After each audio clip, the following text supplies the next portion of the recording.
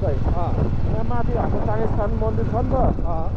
यहाँ चाहिँ अब हामी एकदिन श्रमदान अथवा श्रम सहयोग गर्ने भन्ने प्लानमा छ क्या अनि यहाँको त्यो पहिला चाहिँ मिसन युनाइटेड भन्छौँ हाम्रो ग्रुपको केटाहरूको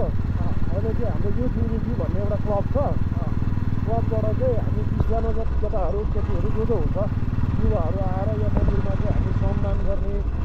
हाम्रो आफ्नो आन्तरिक बाह्य पर्यटकहरूको लागि प्रबोधन पनि होस् अनि भौतिक संरचनाहरू बनाउनु सहयोग होस् भनेर हामी आउने प्लान छ यहाँको अब मन्दिर समितिहरू दाइहरूसँग कुरा भइरहेको छ त्यसको लागि आउने भन्ने प्लान भइरहेको छ अब सकेसम्म चाँडै आइन्छ होला राई एकदम राम्रो छ माथि डाँडामा छ नि त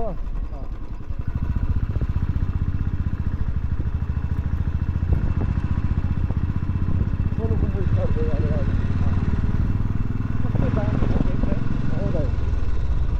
टुरिज्म एकदम राम्रो बढेको छ नि अहिले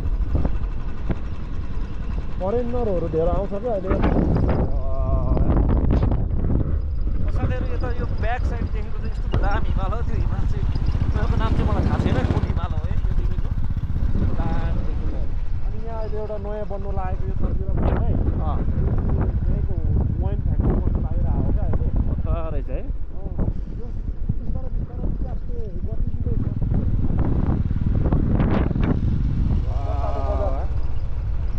दामी छ कि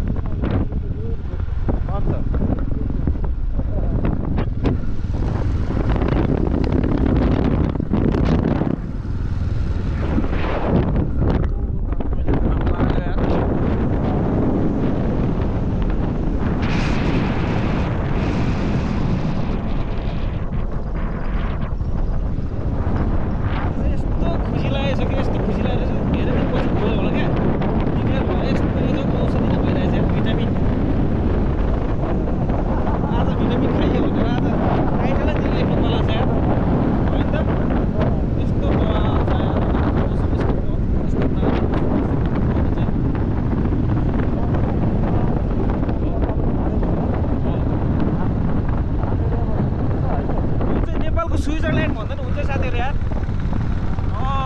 आजको मेरो जो ट्रपिक आज नेपालको स्विजरल्यान्ड भनेर जो खतरा त्यो पारा चाहिँ गर्नु जहिलेको सिजन हो क्या दाइ हो त्यस्तो दामी छ क्या कस्तो दामी देखिरहेको छ